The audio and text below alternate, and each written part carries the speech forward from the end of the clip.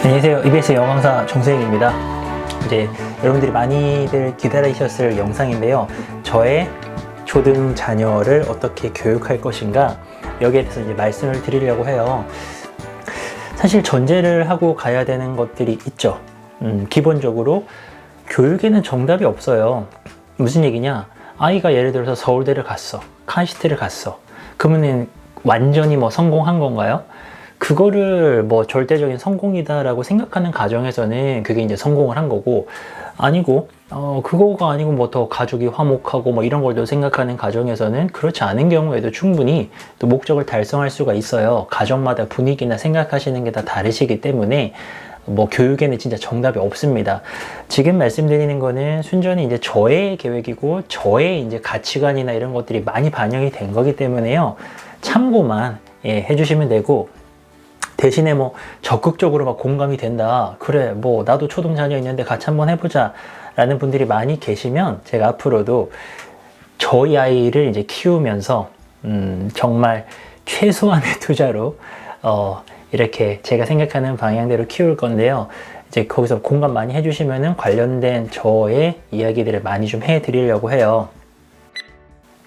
그리고 이제 저의 상황은 사실은 제가 다들 아시겠지만 집구석에 붙어 있는 사람이 아닙니다.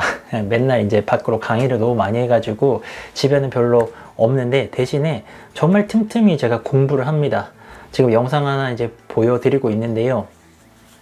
저는 사실 다른 사람 말 안 듣습니다. 특히나 이제 교육적 정보에 대해서 이야기를 드릴 때에는 굉장히 경계하면서 봐요. 이게 과연 맞을까? 다 적용되는 이야기야? 아닐 텐데? 이러면서 경계를 하면서 보고요. 그래서 알고 싶은 게 있을 때는 책을 잔뜩 구매를 해가지고요. 잔뜩 보고서 거기서 이제 계속 보면서 통찰을 얻으려고 하죠. 뭔가 이 안에 뭔가가 있을 텐데 라고 하면서 통찰을 얻고요. 그러면서 내가 뭔가 어느 정도 생각이 정리가 됐을 때는 그 책들을 다시 한번 보면서 내 생각에 맞는 부분들을 뽑아내고, 그러면서 이제 정리를 해 나가고, 이 부분을 이제 아내랑 이야기를 하죠.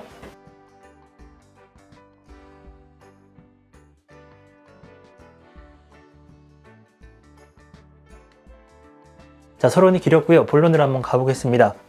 저는 혹시나 기대하셨던 내용이 무슨 학습지가 좋은지, 무슨 학원이 좋은지, 이 나이에는 뭘 해야 되는지 이런 거라면은, 저는 개인적으로는 그것보다도 더 선행돼야 되는 어떤 자신만의 철학이 있어야 된다고 생각합니다. 방법론적인 거는 사실은 워낙에 세상에 많고 또 우리 아이에 또 맞춰봐야 되기 때문에 그런 거는 차차 하면 된다 생각하고요. 저는 어떤 철학이 있어야 내가 흔들리지 않고 우리 아이를 기를 수가 있고, 내 철학에 맞는 것들만 취할 수 있기 때문에 철학이 굉장히 중요하다고 생각하거든요. 제가 워낙 내용이 많아서 저 노트북을 진짜 처음으로 꺼냈고요.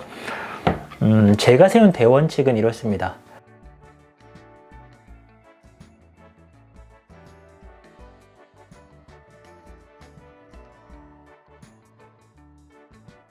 한 3가지 정도를 정리를 해봤어요. 첫 번째, 제가 늘 강조하는 메타인지를 기른다.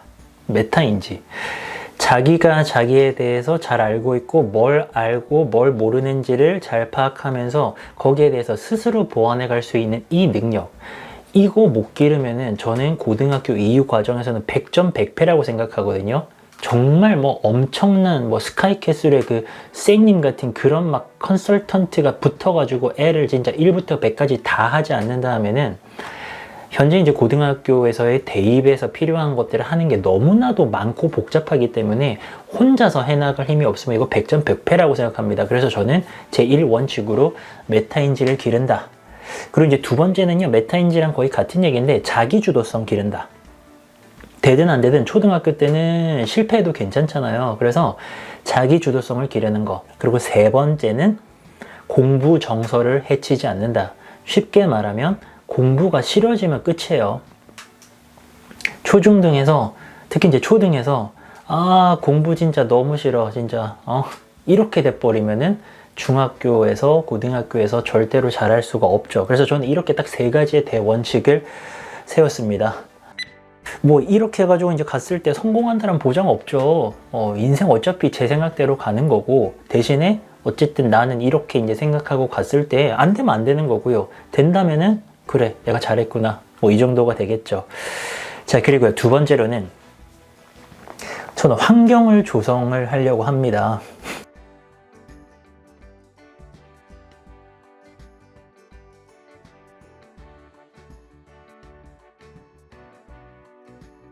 무슨 뭐 정교 회장 선거하는 것 같네요. 두 번째로는 환경을 조성한다. 큰 것들. 그러니까 우리 집이 지금 우리 아이를 위한 환경이 조성되어져 있는가? 이거를 또 생각해야 된다고 생각하거든요. 특히나 초등에서는. 아이들이 쫙쫙 빨아들이니까. 그래서 환경 조성을 위해서요. 일단은 제일 중요한 거 집에 TV가 없어야죠. 저희 집에 TV가 있긴 있어요. 근데 주말에만 끄집어내가지고 창고에서 끄집어내서 이제 사실 그것도 안 하면 좋은데 주말에는 놀면 뭐하니 그거 하나 봅니다. 그리고 일요일에는 1박 2일 해서 다 일주일에 2프로그램 정도 보거든요. 완전히 없애면 좋은데 이제 저도 막 일주일 내내 너무 막 힘들고 아내도 너무 힘들다 보니까 주말에는 그래도 치킨 피자 먹으면서 그 한 2프로그램 정도 보는 게 약간의 힐링이어가지고 없애진 않았는데 평소에는 절대로 없어요. 첫 번째, TV를 없앤다. 두 번째 환경 조성, 아이들 앞에서 스마트폰을 하지 않는다. 스마트폰 중독하면서 부모님들이 진짜 웃긴 게 부모님들이 중독된 걸 몰라요. 뭐 여행지 같은 데 가보잖아요. 그러면은 애들은 놀고 있고 엄마 아빠들은 그리고 SNS 하는 경우 아빠들이 야구 경기 보고 뭐 게임하시고 얼마나 많습니까? 이게 진짜 웃긴 거죠. 나는 안 되는데 너는 해라. 이게 웃기잖아요. 아마 이 영상을 보시는 많은 분들은 안 그러실 것 같은데 대다수들이 그렇다는 거고요. 솔직하게 말하면요. 제가 이렇게 유튜브를 많이 하니까 제 스마트폰 많이 쓰겠어요? 안 쓰겠어요? 많이 쓰죠. 근데 애들 다 자고 나서 밤에 몰래 하거나 아니면은 몰래 화장실에서 보거나 이런 식으로 하지 아이들 앞에서는 스마트폰을 하지 않습니다. 그리고 이제 이게 또 일맥상통하는 게 마지막 세 번째 환경은 솔선수범한다. 많이들 아실 겁니다. 집에서 부모님이 독서를 많이 하고요. 책을 많이 읽으면서 공부 많이 하시면은 그 집 애들은 거의 다 잘 됩니다. 그래서 이런 경우 되게 많죠. 엄마 아빠가 매우 바빠요. 근데 뭐 엄마 아빠가 예를 들어서 계속 막 책 보고 공부해. 그러면 애들이 그냥 알아서 서울대 가고 막 이런 경우 굉장히 많거든요. 그런 경우들 케이스 굉장히 많습니다. 뭐 대표적으로 유명한 거는 가수 이적 씨 같은 경우에도 그 형제들이 다 서울대를 갔는데 어머니가 이제 뒤늦게 이제 대학원 공부하시느라고 계속 공부만 하셨다 그러죠. 그래서 뭐 애들 교육에 신경을 잘 못 썼는데 이제 그거 보고 자란 아이들이 서울대를 쑥쑥 들어가는 이런 것들이 다 뭐냐면은 이게 뭐 엄마가 뭐 해라 하는 것보다 환경이 좋으니까. 인간은 환경을 못 이겨요. 이 환경만큼 좋은 게 없습니다. 그래서 저는 다시 한번 정리해 드릴까요? 첫 번째, TV를 없앤다. 이미 없어요. 그리고 두 번째, 아이들 앞에서 스마트폰 하지 않는다. 그리고 세 번째는 무조건 솔선수범한다. 뭐 애들 정리정돈 시킬 거면은 내가 먼저 하고 같이 하고 이런 식으로 모든 걸 다 솔선수범하면서 가는 게 굉장히 중요하다라고 생각을 합니다. 그러니까 대원칙이 있고 환경이 있고 이제 그게 먼저인 거죠. 그런 게 없는 상태에서 엄마 아빠 맨날 거실에서 TV 보면서 우리 애 막 뭐 수학 뭐 모른다고 막 글 못 읽는다고 막 혼내키고 이러면은 끝장나는 거죠. 그거는 100% 망합니다. 자, 그리고요. 재밌으세요? 계속 할까요? 그리고 이제 중간에 잠깐만 말씀드리면은 사실 굉장히 오늘 영상 길게 찍을 건데 이렇게 길게 찍을 거면은 실시간 스트리밍 하면 제가 편하거든요. 유튜브에서 실시간 스트리밍을 하면 좋은데 그 영상을 제가 해보니까 광고가 너무 많이 붙어요. 유튜브가 그 자동으로 다 하는 거거든요. 근데 광고가 너무 많아가지고 막 불편하실 것 같아서 제가 이렇게 일방으로 한다라는 거 양해를 좀 부탁을 드릴게요. 자, 초등 6년의 목표에 대해서 한번 이야기를 해보려고 합니다.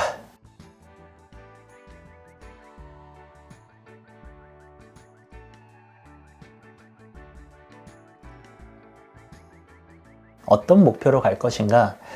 첫 번째는 학습 결손을 없앨 거예요. 해당 학년에서 배워야 될 것들이 있습니다. 그거를 결손나지 않도록 제가 막을 거고요. 그리고 또 연결되는 거. 그러면서 대원칙을 지켜야죠. 학습 결손이 없는 상태에서 메타인지, 자기주도성, 그리고 공부 정서를 해치지 않는다. 요게 딱 원칙입니다. 이게 왜 중요한 얘기냐면요. 메타인지 자기주도성, 이거 정말 중요할 수밖에 없거든요. 자기가 스스로 계획하고 그거를 실천하고 그거를 반성을 통해서 다시 한번 계획하고 실천하고 반성하고 이게 돼버리면은 사실 걱정할 게 없죠. 대입에서도 걱정할 게 없지만 그게 되면은 앞으로 뭐 직장 생활을 하든 사회생활을 하든 인생을 살아가는 데 있어서 아니 우리가 계획 세우고 실천해보고 거기에 대해서 내가 반성을 하면서 피드백 반영해가지고 다시 계획 짜면서 이렇게 돌아버리면은 인생에서 별로 이렇게 힘들 게 없어요. 그래서 이거를 꼭 지켜주고 싶다. 그래서 이제 이런 것들을 위해서 메타인지가 이제 자기가 스스로 해야 되는 거잖아요. 그래서 이제 제가 생각하는 거는 달력 만들어서 한 달이 이제 30일이나 31일이잖아요. 그러면은 이제 무슨 날에 뭘 할 건지 이런 것도 이제 스스로 한번 적어보고 또 주간 계획표라고 그러죠. 일주일 동안에 우리 아이가 뭘 할 건지도 좀 스스로 해보는 그런 경험들을 되게 많이 해주려고 하고요. 그리고 다들 아시겠지만 메타인지의 기본은 기다려줘야 됩니다. 기다려주고 좀 틀려도 봐주고 느끼도록 은근하게 이렇게 도와주는 그런 것들 정말 중요할 거고요. 그리고 이제 중요한 게 뭐냐. 이제 메타인지 자기주도성을 길러준다고 이제 부모가 개입하지 마라, 방해하지 마라 이런 얘기를 들으셨을 때도 많은 분들이 반감을 가질 수 있는 게 그럼 가만히 있느냐 이거예요. 이게 절대로 아니라는 겁니다.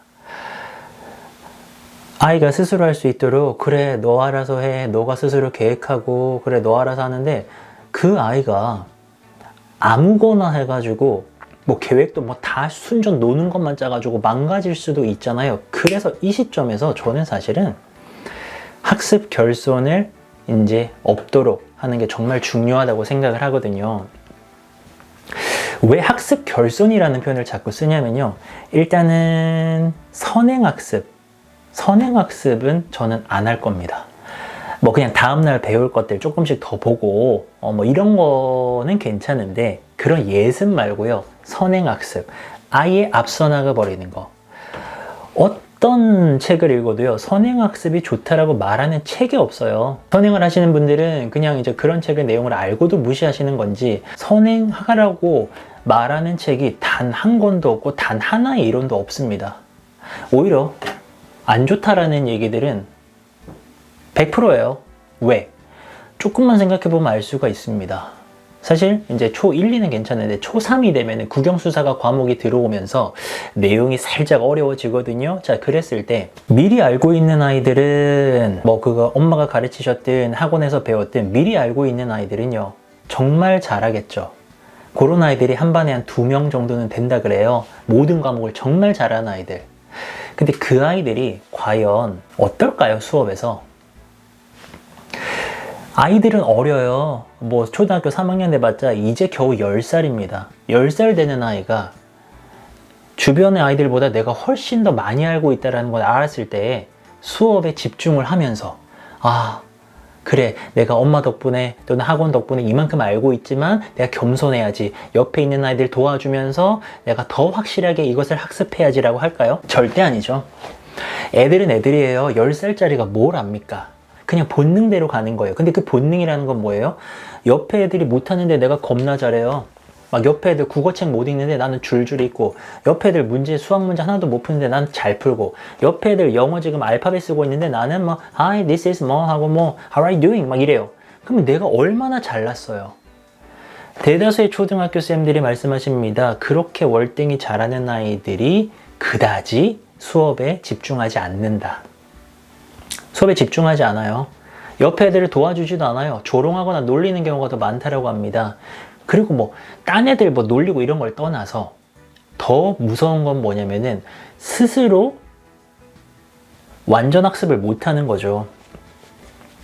초등에서의 그 습관이 중학교까지 간다고 생각해봐요. 그렇게 이제 선행을 하시는 분들은 중학도 막 선행할 거 아닙니까? 그럼 중학교 가서도 나는 남들보다 많이 알고 있네? 그래서 수업에 집중을 안 하죠? 초등 때 그 느낌 그대로 가는 거예요. 남들보다 난 더 많이 알고 있다, 더 많이 알고 있다. 근데 이제 이 선행빨은 점점 떨어지겠죠. 왜냐하면 초등 때는요, 그 내용이 솔직히 그냥 초등 수준이잖아요. 그러니까, 이게 조금만 선행하면은 잘할 수밖에 없어요. 그러면 뭐 더하기 빼기 해야 되는데 곱하기 나누기 가르쳐 줘버리면은 그거 가지고서 잘할 수밖에 없다고요. 맞죠? 근데 이게 중학에서 이제 슬슬 이제 선행발이 떨어집니다. 왜냐면 내용이 어려우니까. 내용이 어려우니까 좀 앞서간다 하더라도 이제 슬슬 개념이 비었던 것들이 이제 드러나면서 이제 고등 가면 끝나는 거예요. 왜냐? 고등은 이제 완전 전쟁터 아닙니까? 대입을 가지고서 이제 전쟁터인데 완벽하게 개념이 숙지가 되지 않으면은 고등에서 잘할 수가 없어요. 완전 사상 누각입니다. 그러니까 이제 선행빵 달 떨어지고 고등학교 가서 확 무너지게 되는 거죠. 저는 이 시작이 초등학교라고 생각을 하거든요. 초등학교 때 엄마들이 좀만 애쓰면은 뭐 2학년, 3학년 선행하는 거는 일도 아니에요. 막 선행을 하는 거죠. 그럼 그 아이가 학교 가서 과연 잘할 것인가? 저는 굉장히 안 좋은 영향을 끼칠 거라고 생각하는데 그건 아이가 나빠서가 아니라 그 아이의 나이를 생각했을 때 본능적으로 나올 수 있는 것들이 친구보다 내가 너무 잘하니까 막 도와주고 이러면 좋겠죠. 아이가 인성이 좋고 뭐 타고난 게 좋아서. 근데 대부분의 아이들은 거기에서 굉장히 도취감을 느끼고 막 자아 도취가 되면서 막 때로는 막 못하는 친구 놀리기도 하고 결정적으로 수업에 집중 안 하는 습관 그리고 완전 학습을 안 하는 습관 그런 거에 빠질 가능성이 너무 높다라는 거죠. 그럼 이제 학습 결손 이야기로 돌아가 볼까요? 왜 제가 초등의 목표를 학습 결손을 막을 것이냐라고 적었냐면은 그래도 단계별로 배워야 될 것들은 다 배워야 되잖아요. 그죠? 메타인지와 자기 주도성을 길러주기 위해서 은은하게 아이에게 너가 해라 라고 이렇게 유도는 하겠지만 아이가 그러다 보면은 분명히 어떤 것들은 남들보다 느리게 배우게 될 거 아닙니까? 그랬을 때 엄마가 교육과정을 알고 있어야죠.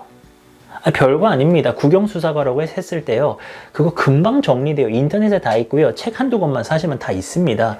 3, 4, 5, 6학년별로 뭐 배우는지가 국영수사과가 다 있단 말이에요. 이제 그래가지고 그걸 파악하고 있는 상태에서 이 아이가 배우고 온 거를 복습을 시켜보는 거죠. 복습을 시켜봤을 때 국영수사과에서 개념이 빵꾸 나는 게 생길 거잖아요. 그러면 이제 그런 것들을 꼼꼼하게 메꿔주는 거죠. 얘는 됐는데 어떤 개념이 안 돼. 그러면은 그거를 최대한 이제 메꿔주는데 그 메꿔줄 때는 시중에 있는 것들을 이용하면 되죠. 뭐 책도 있고 또 문제집도 있고 여러 가지 좋은 것들 너무 많이 있습니다. 대신에 어떤 개념을 정확하게 정말 잘 알려줄 수 있는 그런 방법을 이용해서 저는 방법은 이제 그때 쓰는 거예요. 이 개념이 안 되네? 예를 들어서 뭐 수학의 분수를 몰라.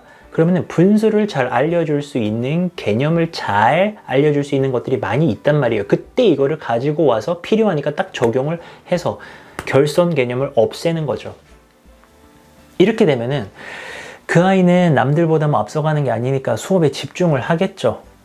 수업에 집중을 하고 그리고 막 너무 뒤처지면 안 되죠. 너무 뒤처지면은 이제 그 어떤 낙인 때문에 더 공부가 안 되기 때문에 그래도 중상위권으로는 따라갈 수 있도록 결손을 꼼꼼하게 이렇게 막으면서 나아가는 거고 이제 그러다가 이제 방학도 있잖아요. 이제 방학 때에는 학기 중에 좀 결손 났던 것들 쭉쭉쭉쭉 이렇게 좀 보충을 해주는 그런 식으로 가는 거죠. 그러니까 아무래도 메타인지와 자기주도성 길러주기 위해서 아이가 주도하도록 하면은 엄마가 주도해서 선행 때리는 것보다는 뒤처질 수밖에 없어요. 저는 그 부분은 감수를 해야 된다고 생각을 하거든요. 그래서 이제 결손되는 것만 막으면서 어떤 개념을 배워도 꼼꼼하게 나아갈 수 있도록 그리고 수업에 집중할 수 있도록 그리고 수업에서 뭔가를 배웠을 때 기쁨을 느낄 수 있도록 그렇게 이제 가려고 합니다. 그리고 아까 말씀드렸듯이 초등에서의 선행은 정말로 독이 될 것 같아요. 제가 생각을 해도. 그래서 우리 아이를 그렇게 기르고 싶지 않기 때문에 초등에서의 선행은 하지 않을 것이다. 아까도 살짝 언급드렸지만 이제 이런 식으로 나가게 되면은 솔직히 말씀드릴게요. 굉장히 괴로울 거예요. 뭐 여러 가지가 괴로울 건데 일단은 아이도 학교에 가가지고 옆에 있는 친구들이 좀 선행한 친구들이 엄청 까불 거 아닙니까? 이제 그런 부분들을 참아내야 되는 그런 것도 있고 하지만 집에서는 충분히 자존감을 높여주고 그런 부분에 대해서 괜찮다고 계속 얘기해주고 격려해주고 괜찮다라고 하면은 아이가 괜찮지 않을까요? 대부분은 대부분의 아이들은 진짜 학교가 아니라 먼저 가정에서 모든 게 결정이 됩니다. 아이가 학교에서 보이는 모습이 좀 문제가 있을 때에는 100% 가정 문제예요. 왜냐면 그런 상태로 학교에 왔으니까. 이렇게 진도를 나가면은, 이런 계획으로 가면은 이제 뭐 메타인지 자기주도성 기른다라는 거는 티가 안 나잖아요. 뭐 드러나는 건 뭡니까? 학교에서의 그런 모습들, 뭐 단원평가의 결과들, 뭐 이런 거니까 티가 안 나니까 이제 주변 부모들도 얘는 뭐 못하나 봐 이렇게 이제 생각을 할 것이고, 저 집은 애 신경 안 쓰나 봐 이렇게 생각을 할 것이고, 주변에서 또 얼마나 또 솔직히 막 선행하시는 분들, 이런 분들이 얼마나 또 우리끼리 얘기지만 겸손하지 않은 분들도 많이 계시죠. 얼마나 또 이렇게 주변에 또 힘들게 하겠습니까? 이제 그런 것들도 참아내야 된다는 거죠. 초등 때는 그런 게 되게 힘들잖아요. 사실 뭐 결론은 아니지만 그래도 뭐랄까요, 이 기나긴 입시의 끝은 대입이 있는데 이제 그까지 가기도 전에 초등 때 너무나도 흔들리죠. 이거 다들 공감하시지 않습니까? 막 흔들리고 휘둘리고 이것도 안 해 저것도 안 해 이러면 실제 우리 아이 보면 못하는 것 같고, 막 옆에 날라다니는데 우리 아이는 기어가는 것 같고, 이제 이런 것 때문에 너무들 힘들어 하시죠. 그거 되게 힘들잖아요. 그쵸? 네, 저는 그거를 참으려고 합니다. 초등에도 영재원이 있잖아요. 저는 딱 말했어요. 아내가 이제 영재원 얘기도 하길래, 우린 영재원 못 간다. 왜냐면 이런 플랜으로 가면은 영재원은 갈 수가 없어. 왜냐면 영재원은 선발하는 건데, 뭐 선행을 하고 이런 아이들이 초등에서는 잘할 수밖에 없다. 이런 계획대로 인지 발달에 맞춰가지고 천천히 가면은, 꼼꼼하게 가면은 학교 과정은 따라가겠지만 영재원은 절대 못 간다.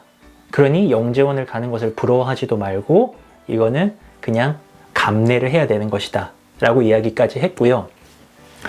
중학교 정도 가게 되면은 저는 좀 상황이 달라질 거라고 생각을 하거든요. 중학교에서는 뭐 초등처럼 이렇게 조금 선행한다고 될 일이 아니고 정말 그 아이가 해야 되기 때문에, 그때는 사실 뭐 벌써 공부 정서 망가진 아이들은 중학교에서 무너질 것이고, 막 선행이 막 통하는 것도 아니죠. 사춘기니까. 그래서 그때는 진짜로 자기가 하고 싶은 아이들이 튀어나올 거기 때문에, 뭐 영재원, 뭐 지금 김칫국이지만 영재원을 생각한다면은 초등은 포기하고 뭐 중학 이상의 과정에서 아이가 원한다면 그때서는 한번 생각을 해볼 수 있다. 그러니까 그때까지는 계속 참아야 되는 거예요.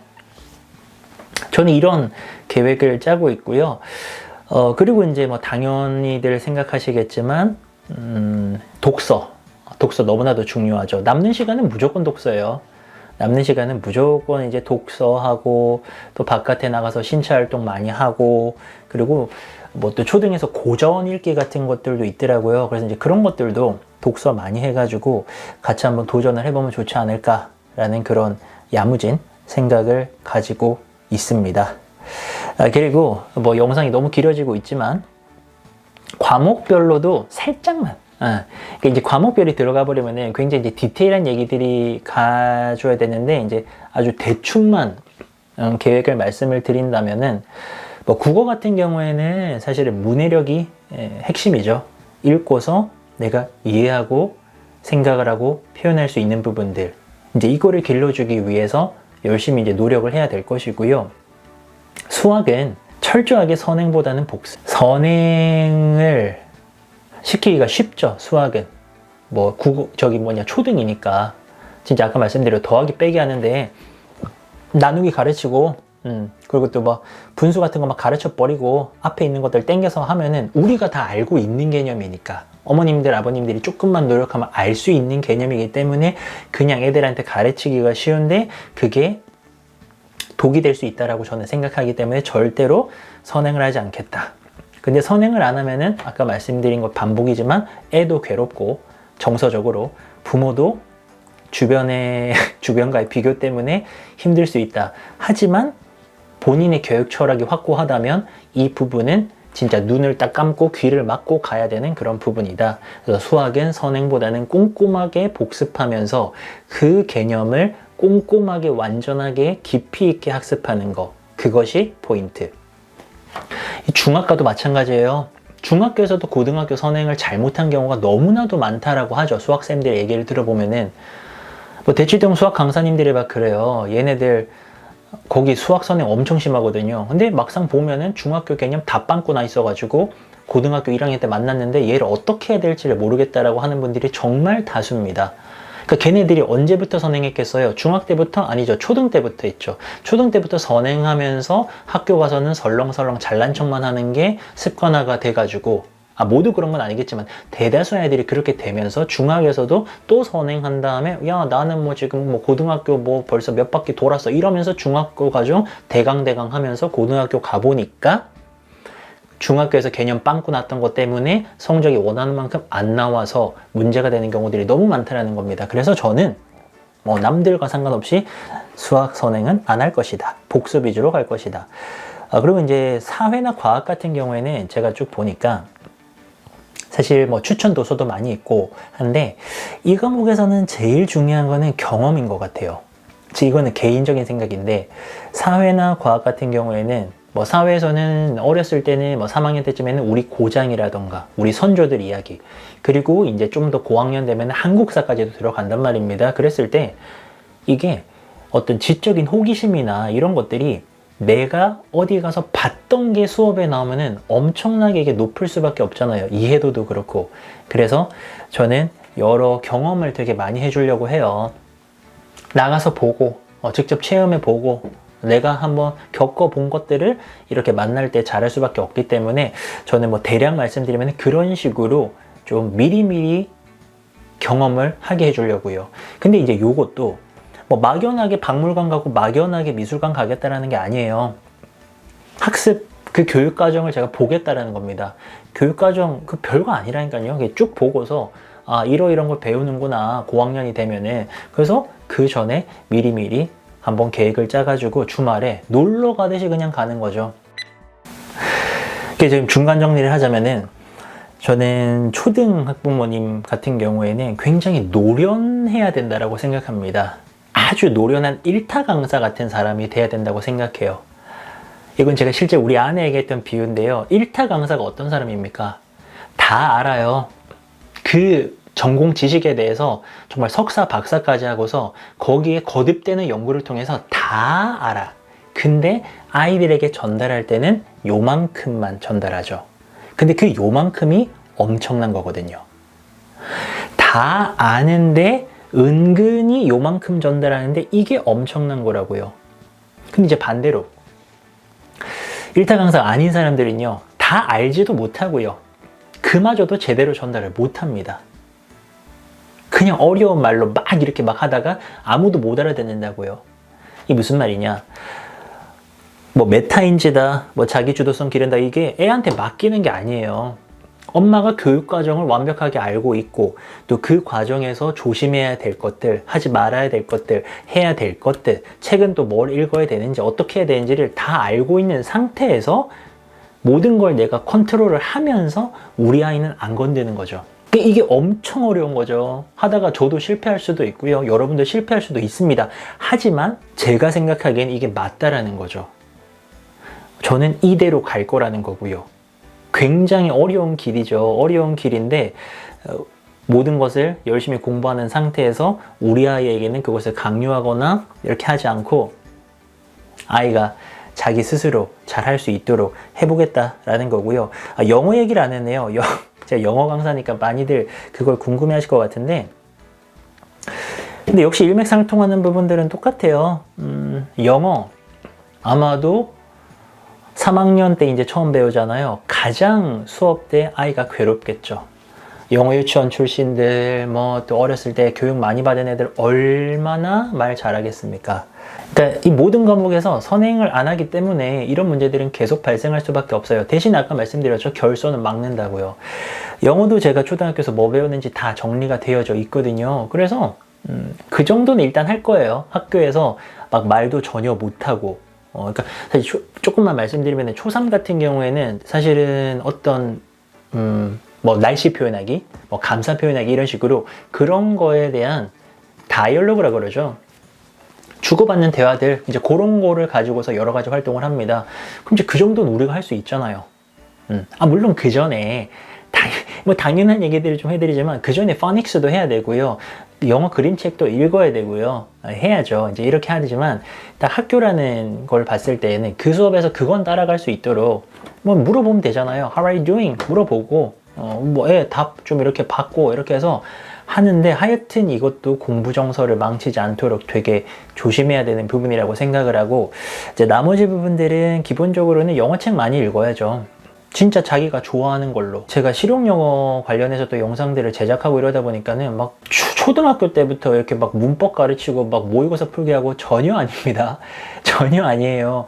초등학교 때는 진짜 쉽게 말하면은 아이가 원하는 거, 좋아하는 거, 그냥 다양하게 하는 거, 저는 그게 제일 중요하다고 생각을 하거든요. 그러니까 대신에 엄마가 학교에서 뭐 배우는지는 정확하게 알고 있어서 그거는 해주고, 그건 해준 상태에서 그것만 해서는 안 되잖아요. 그래서 추가로 할 때는 정말로 이 아이가 좋아하는 것들, 잘할 수 있는 것들, 관심 분야가 다 다르니까 이제 그런 것들 위주로 해 나가려고 하고, 이제 문법 같은 경우에도 좀 봐야죠, 사실은. 한 초등학교 5학년쯤 되면은 배우면 좋다고는 하는데, 이게 되게 오해들을 많이 하시는데, 이 초등은 아직 시간이 좀 있어요.